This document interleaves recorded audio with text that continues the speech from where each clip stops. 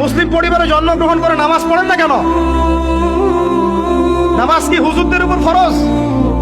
বলেন, আপনার বয়স কি 10 বছরের নিচে?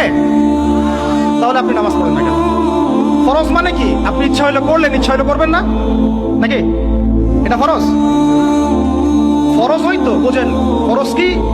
ওই যে প্রত্যেক রাতে যে মেয়ের সাথে খষ্টি নষ্টি না করলে আপনার ঘুম হয় না, ওইটা হচ্ছে ফরজ।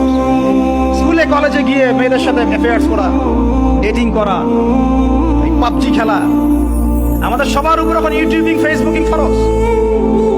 ফরজ বুঝেন, এইভাবে বোঝেন, এগুলো হচ্ছে ফরজ আপনার উপরে। মুসলিম পরিবারে জন্মগ্রহণ করে নামাজ পড়েন না কেন? নামাজ কি হুজুরদের উপর ফরজ? বলেন, আপনার বয়স কি 10 বছরের নিচে? তাহলে আপনি নামাজ পড়েন না কেন? ফরজ মানে কি? আপনি ইচ্ছা হইলে করলেন, ইচ্ছা হইলে করবেন না, নাকি? এটা ফরজ? ফরজ হইতো